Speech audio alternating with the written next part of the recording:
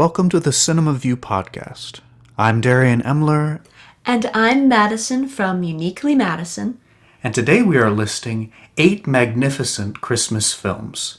Starting off with our underrated pick, 1955's Were No Angels. It's an off-the-wall, eccentric, dark comedy directed by Michael Curtiz. Starring Humphrey Bogart, Peter Ustinov, Aldo Ray, one of our favorite actors, Basil Rathbone, as well as Leo G. Carroll. All with humorous performances that definitely make this film worth watching. We ask people about this film if they've seen it. More often than not, people have not seen it. So we highly recommend it. Absolutely amazing film. Highly recommend it. It's funny. It's unique. I've never seen a Christmas film set on Devil's Island on Christmas Eve before in Victorian era setting. That's very unique, but it works. Somehow it's funny, it's quirky, oddball, but also heartwarming and cozy, perfect for the Christmas season. If you're looking for another underrated film, but maybe something a little shorter and sweeter, pick number 2 is 1982's The Snowman. This was one of my picks, one of my favorite short films to watch during the Christmas season. Like a dream with the charm of a musical, but the visual storytelling of a silent film.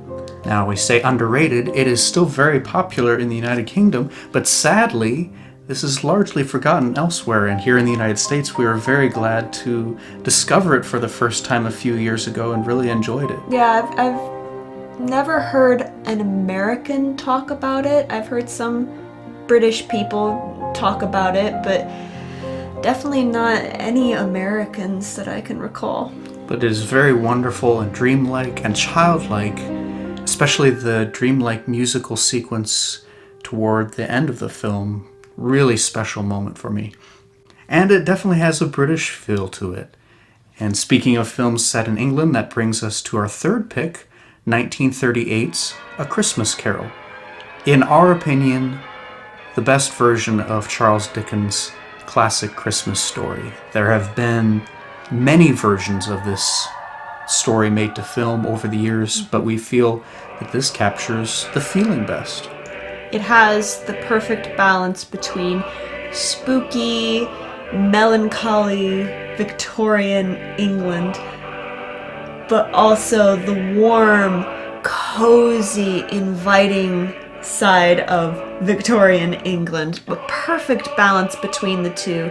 Spooky enough to make it feel cozy, but bright and cheery enough to make it feel like a Christmas film.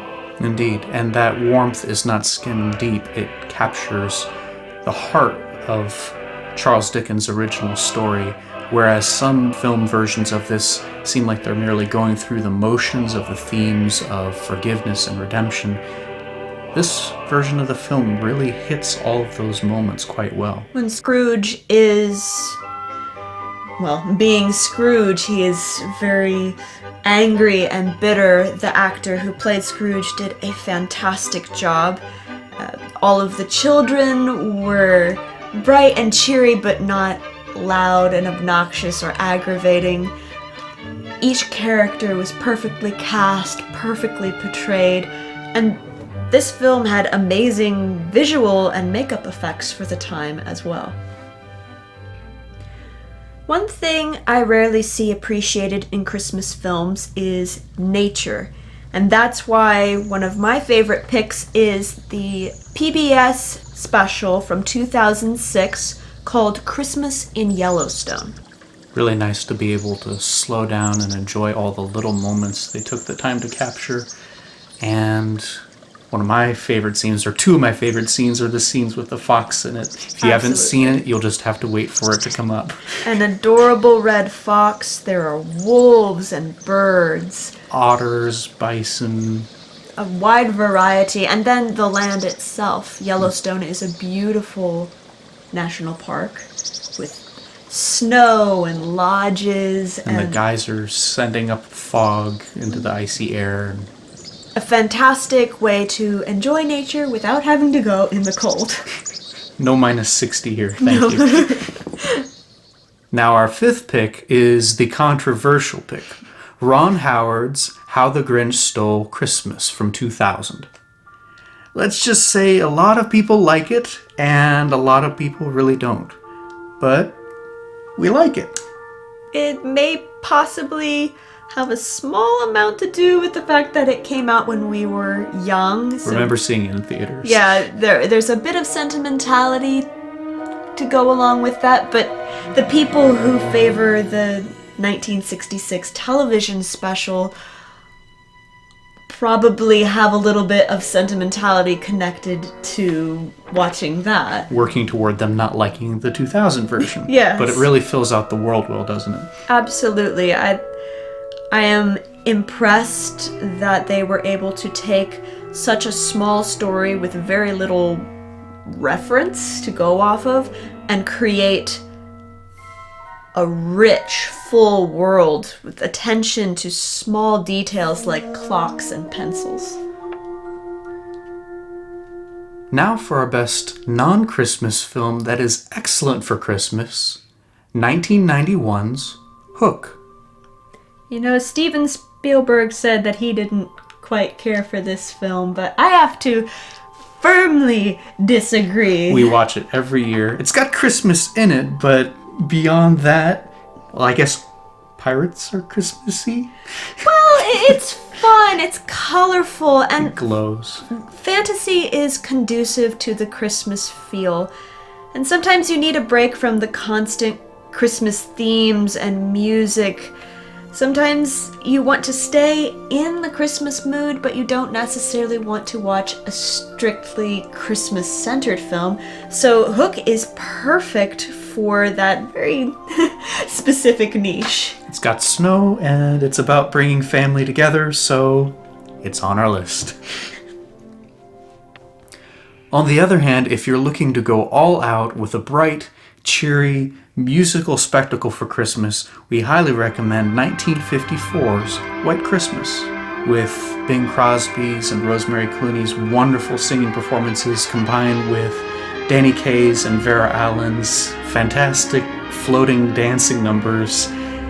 This movie really has it all. It has music, Comedy. dancing, comedy.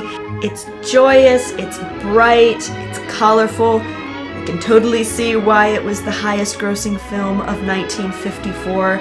It's a spectacular musical drenched in fun and color. Last but certainly not least, we will be talking about a quite commonly viewed Christmas film, 1946's It's a Wonderful Life. This has been so familiar on television, or was until quite recently, that most people overlook its artistic value. And that's why this pick is our highlight for the best overall filmmaking for a Christmas film. After coming back from World War II, I think all of the actors, but especially James Stewart and the director Frank Capra, both of them were so affected by World War II. It gave them this special quality, this extra grit, but also warmth and texture and dimension to filmmaking. Because people have seen this film so often, they can kind of gloss over how deep and dark the theme of this story goes before springing back up to a story of hope and love in a very realistic way. That at the end of whatever you're going through, your life is valuable, you are valuable, and no matter what has happened in the past, keep going, keep looking forward, which ties in well with how some people were feeling after the war. There was the elation of winning, but so many people were coming back and going, okay, how do I put my life back together? Yeah. So if you've never seen this film before, we highly recommend you watch it. And if you've watched it 1,000 times before like us, we highly recommend you go back and watch it with new eyes. And with that, we wish you a very Merry Christmas. And a Happy New Year.